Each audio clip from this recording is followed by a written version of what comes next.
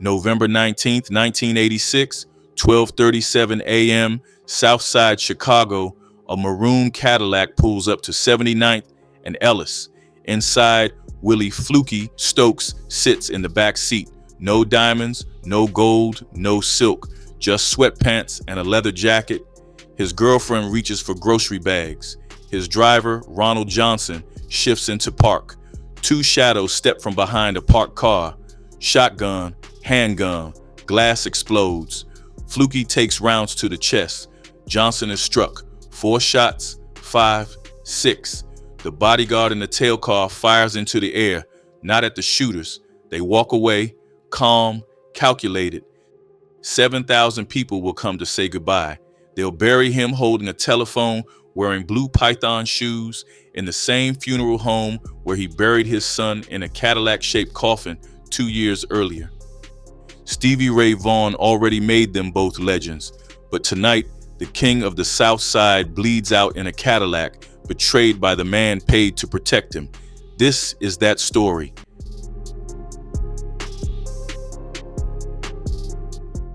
Southside Chicago, 1970s through the mid-80s. If you saw a man in silk suits with diamond rings as big as silver dollars, gold bracelets stacked on both forearms, and a diamond-studded F hanging from his neck, you knew exactly who he was. William Morris Stokes, born December 12th, 1937. They called him Fluky. He drove Cadillacs, multiple Cadillacs, had a custom convertible with vanity plates that read Fluky 2. When he walked down 47th Street, people stopped. He'd shake hands, remember names, hand out 50s and 100s like business cards. Old ladies got turkeys at Thanksgiving. Families facing eviction got their back rent paid plus a year in advance. House burned down, Fluky found you a new one. Kids wanted to play ball, Fluky sponsored the team. The streets loved him. But here's what the streets didn't see. 20 to 40 drug houses running 24/7, cocaine, heroin, each house pulling $20,000 to $60,000 a week. Do the math, that's $1 million every 7 days. 200 employees on the payroll, an empire disguised as a pool hall on the South Side. IRS said he was unemployed. Tax returns claimed professional gambling, and Fluky played the part. Vegas every weekend, known to win or lose $250,000 in a single trip. Never missed a night at the track. The gambling man. That's what he told everyone. Federal agents knew better. Detective Michael Picordo watched Fluky for years. Watched his name come up in 15 to 20 drug-related murders across the South Side during the 70s and 80s. Bodies in alleys, professional hits. Rivals who got too ambitious, dealers who stole product, witnesses who talked too much. None of those cases ever closed. Fluky understood something most dealers didn't. Violence is a tool, not a personality. You don't wave it around. You use it when the math requires it, and you make sure there's nothing that leads back to you. No witnesses, no evidence, no convictions. But he also understood theater. When you control $1 million a week operation, people need to see the boss, not the violence, not the bodies. They need to see the silk suits and the diamonds. They need to believe the gambling story. They need to see the man who pays for funerals, sponsors basketball teams, and treats a neighborhood like family. That's how you build loyalty. That's how you stay untouchable. By 1984, Fluky Stokes wasn't just a drug dealer. He was an institution, a legend, the richest, most flamboyant kingpin the South Side had ever seen. Police couldn't touch him. Witnesses wouldn't talk. The community protected him. But empires don't last forever. February 1984, everything changed. Not because the feds finally built a case, not because a rival made a move, because someone killed his son.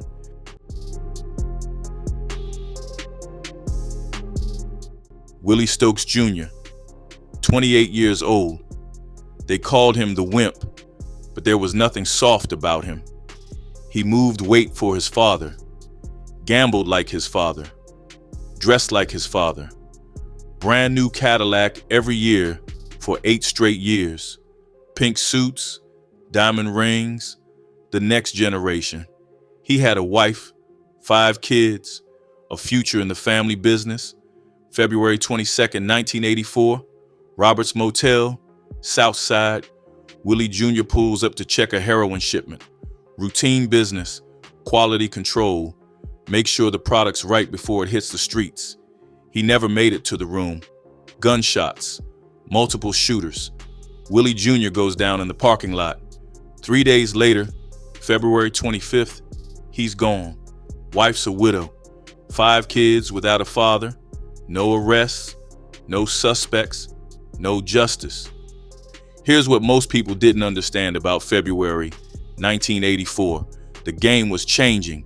Crack cocaine was flooding American cities. Cheap, addictive, easy to move, and it brought a new kind of dealer. Younger, hungrier, more reckless. These weren't the calculated operations Fluky built. These were kids with guns who didn't respect the old rules, didn't care about territory, didn't care about hierarchy. Willie Jr. got caught in that shift. Old school meeting new school, and the new school didn't ask permission.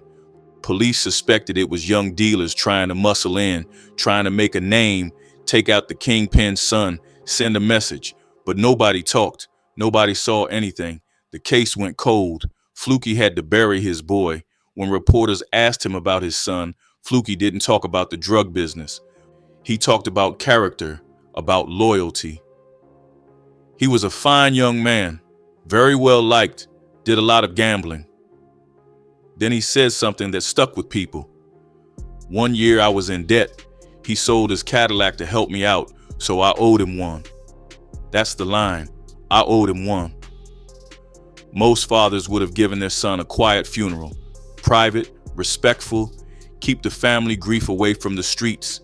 Fluky Stokes wasn't most fathers. He'd built an empire on image, on spectacle. His son died in the drug game, and Fluky was going to make sure the world never forgot Willie Jr.'s name. $7,000. That's what he spent on the casket. Fluky went to a custom casket maker with a request nobody had ever heard before. He wanted it modeled after a 1984 Cadillac Seville, Willie Jr.'s favorite car. The casket maker said yes. Then Fluky took it further. He drove that coffin to a local body shop. Panel beaters, the guys who fix wrecked cars, and he told them to make it real. Genuine Cadillac grille, authentic boot, working headlights and taillights that actually blinked. 4 white wall tires mounted on the chassis, plastic windshield, floral steering wheel, full dashboard, even a vanity license plate that read WIMP. When it was finished, it wasn't a coffin anymore. It was a car, a Cadillac, the casket mobile. The viewing was at A.R. Leak Funeral Home, 78th and Cottage Grove, South Side. People lined up for blocks. They weren't coming to pay respects to a dead drug dealer. They were coming to see something nobody had ever seen before. Inside, Willie Jr. sat in that Cadillac coffin, not lying down, sitting up. Hands on the steering wheel like he was about to drive into the afterlife. He wore a flaming red suit, jaunty gray hat tilted just right, diamond rings on every finger, and between those fingers, tucked like he just hit the casino, was several $100 bills. The headlights blinked. On, off, on, off. Jean Stokes, Willie Jr.'s mother, stood near the casket. Reporters asked her what she thought, if this was too much, if it was disrespectful. She looked at them like they didn't understand her family at all. I think he would have really liked it. That's the way he was. He was flashy, and he believed in style. That quote went national. Newspapers across America picked it up. Syndicated columns, wire services, a drug dealer's son buried in a Cadillac coffin with cash in his hands and blinking headlights. It was spectacle. It was excess, peak war on drugs. Nancy Reagan telling kids to just say no, and here's Fluky Stokes throwing a funeral that looked like a celebration. The media couldn't look away. Photos appeared in papers from New York to California. Talk shows discussed it. Preachers condemned it. Community leaders debated whether it was a celebration of life or a glorification of crime. Fluky didn't care. He'd done what he set out to do. Willie Jr.'s name would never be forgotten. But the story didn't end with the funeral. Because 1,500 miles away in Austin, Texas, a songwriter named Bill Carter was reading the newspaper over breakfast. He saw the story about Willie the Wimp and the Cadillac coffin. He turned to his wife, Ruth Ellsworth. "This isn't a column," he said. "This is a song." The Cadillac coffin was about to become immortal.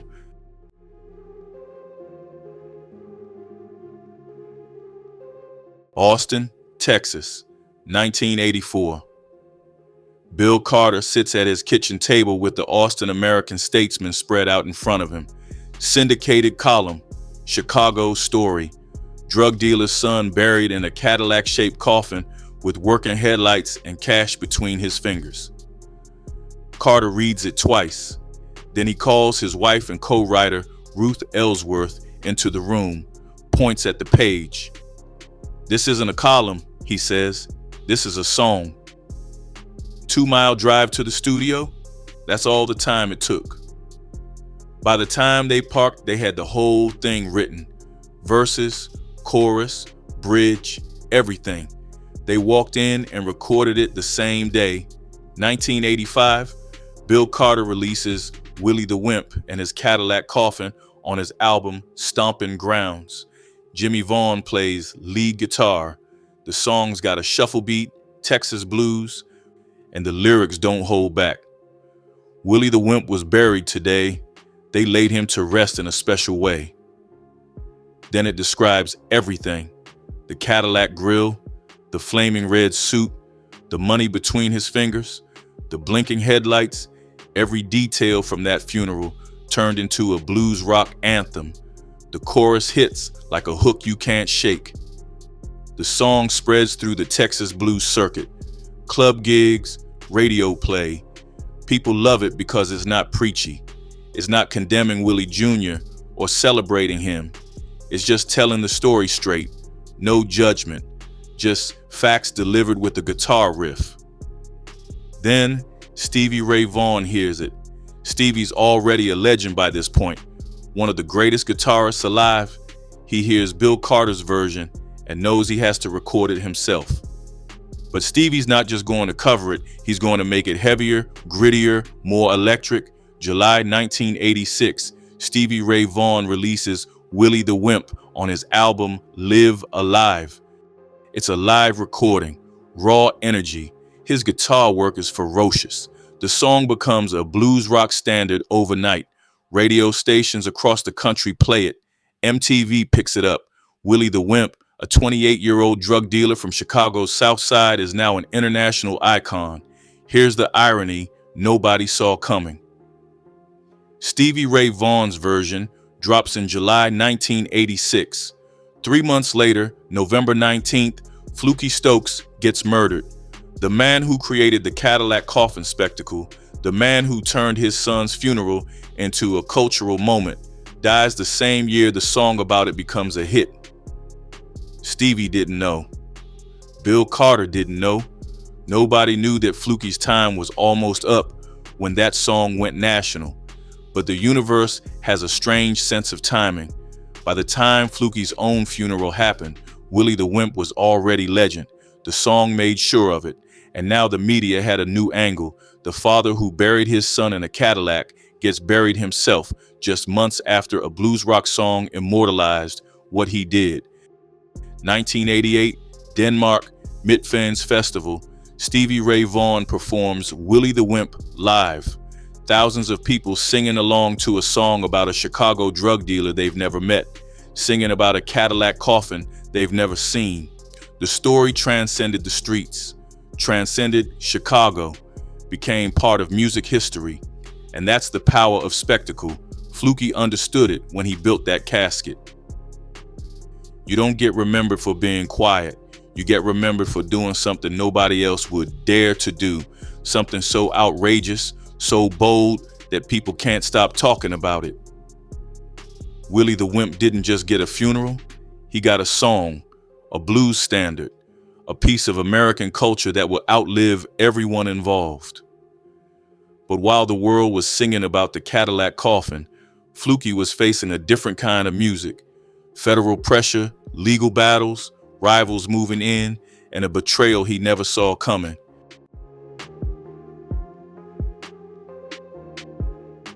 January 1985. Less than a year after burying his son in a Cadillac coffin, Fluky throws another party. 30th wedding anniversary with his wife Jean. 30 years of marriage. Time to celebrate.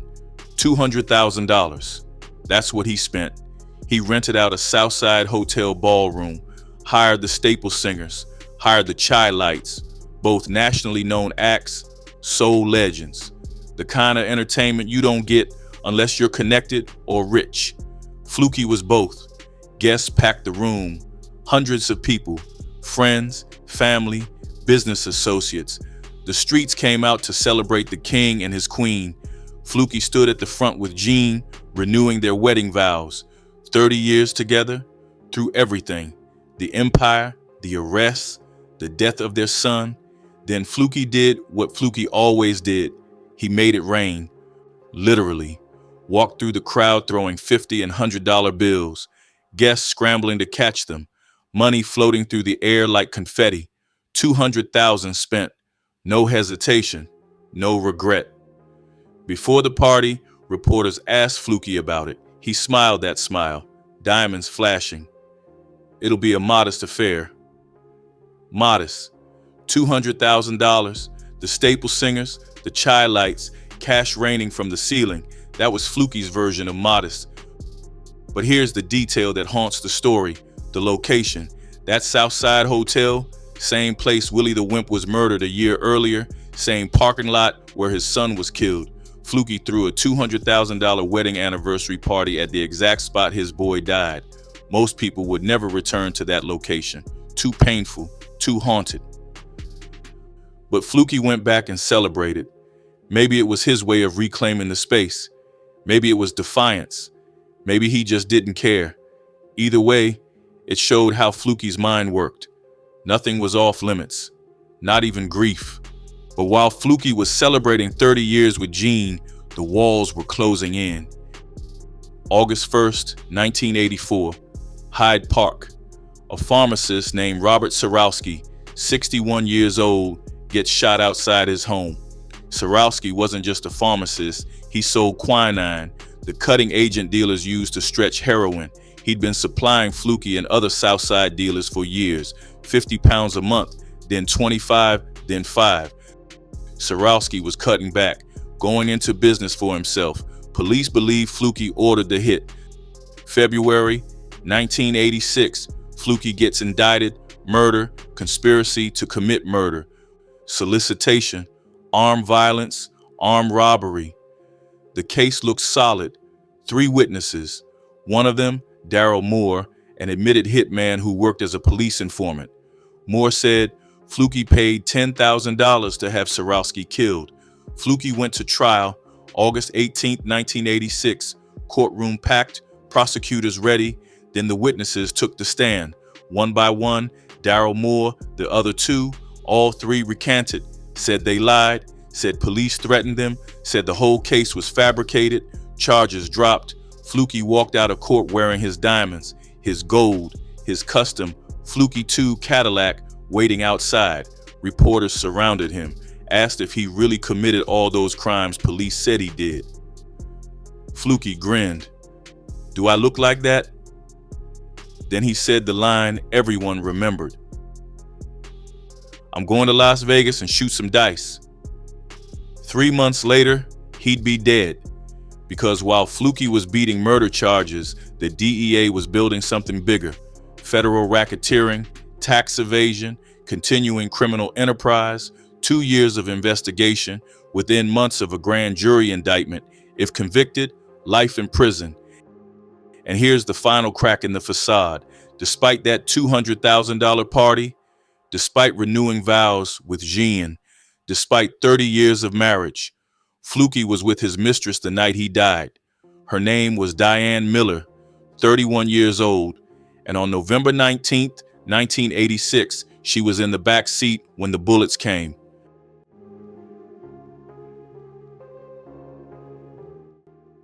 Earl Wilson, 33 years old, divorced father of 5, worked security at a skating rink on the south side. Nothing special, just another guy trying to make ends meet. October 1986, Fluky hires him, part-time bodyguard, 3 weeks. That's how long Earl Wilson worked for Willie Fluky Stokes before he set him up to die. But Wilson wasn't just a bodyguard. He was a police informant, had been for years. Daily reports to the state's attorney's office. Everything Fluky did, everywhere Fluky went, Wilson was feeding it to the cops, getting paid by Stokes, getting paid by the police, playing both sides. Then Elliot Taylor made him an offer. Taylor was 34, motorcycle gang member, Wilson's boyhood friend, and Taylor had connections to people who wanted Fluky dead. The deal was simple. Forgive Wilson's drug debt, give him a stolen car phone, pay his phone bill. Total cost, $800 to betray the biggest drug kingpin on the South Side. But it wasn't just about the money. Prosecutors said Wilson wanted to crown the next king of drugs. Take out Fluky, put someone new in power, and Wilson would be the man who made it happen. Charles Edward Bay was watching too, 42 years old, former bodyguard for Fluky who went into business for himself. Rival dealer, South Side power struggle. September 21st, 1986, Bay and an associate get ambushed in an alley. Automatic weapon, 4 shots each. Both survive. Police believe Fluky ordered the hit. Bay allegedly put $50,000 on Fluky's head. Word on the street was revenge was coming. Fluky knew it. Everyone knew it. November 18th, 1986. Evening. Fluky takes his mistress, Diane Miller, to the movies. They see Something Wild. After the show, they stop at 79th and Calumet, all-night convenience store, popcorn. Then they drive to Diane's place, 79th and Ellis. Earl Wilson follows in the tail car. That's his job. Stay close, watch for threats, protect the boss. But Wilson's got his car phone out. He's talking to Elliot Taylor, giving a play-by-play where they're going, what route they're taking, when they'll arrive. Here's the detail that still haunts the story. That night, Fluky wore no jewelry, no diamonds, no gold, no silk, just blue sweatpants, red leather jacket, red t-shirt under a blue Michigan shirt, white sneakers, black cap, completely out of character. The man who built his legend on flash and style went out looking like he was running to the corner store. Did he suspect something? Was he trying to stay low? Nobody knows. 12:37 a.m., November 19th. The Cadillac pulls up outside Diane's building, 79th and Ellis. Diane's in the back seat, reaching down for grocery bags. Ronald Johnson, 48 years old, Fluky's driver, shifts into park. 2 men step from behind a parked car. First gunman, shotgun, aims at the windshield. Glass explodes, keeps firing through the passenger side. Second gunman, handgun, shoots Ronald Johnson. Multiple shots. Johnson is killed instantly. Fluky takes rounds to the mouth, upper chest. He's holding his portable phone when he's struck. Diane Miller stays down. Hears the shots. Hears the glass. Hears everything. When it stops, she calls out, "Fluky!" No response. Earl Wilson, in the tail car behind them, fires 4 shots. But he's not shooting at the gunman. He's shooting into the air, making it look like he tried to help. The shooters walk away. Calm, no rush, get in their car, gone. Police find Wilson's story suspicious. Then they get a call. Anonymous tip, someone with a police scanner. Car phones transmit on radio waves. This person heard the whole thing, heard Wilson on the phone giving directions, heard him say, "Tell the boys not to run away," heard him say, "You better get a bodyguard when this is over." Caller lived in Hyde Park, never gave his name, never came forward. Wilson's lawyer argued the caller was connected to law enforcement, a setup, but it didn't matter. November 25th, 1 week after the murder, police arrest Earl Wilson. 2 counts of murder, 2 counts of attempted armed robbery. At trial, Diane Miller testified, wore a green velvet dress, pearls, white fur coat, told the jury exactly what happened, how she was reaching for bags, how the shot started, how she stayed down and called Fluky's name. December 1987, jury convicts Earl Wilson, 2 counts first-degree murder. January 8, 1988, life in prison without parole. Elliot Taylor, never charged. The 2 gunmen, never identified. Charles Edward Bay, never charged. Only Earl Wilson went down, the bodyguard who sold out the king for $800 and a dream of power he'd never see.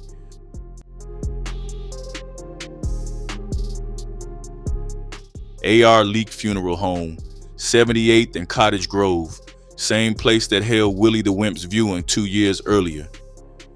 Now it's Fluky's turn. 7,000 people, that's how many came to say goodbye. Lines wrapped around the block, mothers lifting children above the crowd so they could see the casket. Young men in suits, old women in church hats. The South Side turned out. One mourner, a young kid, told reporters what Fluky meant to the neighborhood. I was walking on the same street he was walking. I went up to him. I spoke to him. He spoke back. I introduced myself. He shook my hand and everything. That's the man they remembered, not the drug kingpin, not the suspected killer, the man who shook hands, who remembered names, who treated people like they mattered. Inside, Fluky lay in a mahogany coffin. Custom powder blue interior. He wore a blue suit, blue silk shirt, blue tie and handkerchief, blue python shoes. Tinted sunglasses covered his eyes, and in his hands, between his fingers, a portable telephone, the same kind he was holding when the bullets hit. Outside, vendors sold Fluky t-shirts, moved them like dope. Everyone wanted a piece of the legend. The feds knew they'd lost their case. 2 years of investigation, months away from an indictment for racketeering, tax evasion, running a criminal enterprise. Life in prison was waiting, but Fluky never made it to trial. The streets got him first. He ran 20 to 40 dope houses, 200 employees, $1 million a week, the most powerful black gangster in Chicago history. That's what they called him, but he was also the last of his kind. Fluky came up in an era when the drug game had structure, rules, organization. The crack epidemic was changing everything, bringing in young dealers who didn't respect the old ways, who shot first and never asked questions. Fluky died right as that new era began. The old school went out with him. October 20th, 2023, Earl Wilson walked out of prison. 37 years served, 60-year sentence reduced on appeal. He's free now, living somewhere in America. The bodyguard who betrayed the king for $800. The gunmen were never caught. Elliot Taylor was never charged. Charles Bay was never charged. Only Wilson paid, and even he got out. Fluky's buried at Oakwood Cemetery. Same crypt as his son, father and son. Both went out in Cadillacs. Both became legends. Both killed in the game they built. Stevie Ray Vaughan still plays on the radio. Willie the Wimp still gets covered by blues bands across the world. The Cadillac coffins made them immortal. This was Willie Fluky Stokes, the king who died holding a telephone, the father who turned funerals into spectacle, the gangster who fed the poor and left bodies in alleys, 7,000 mourners, 2 Cadillac coffins, 1 blues song, 1 betrayal. That's how empires end.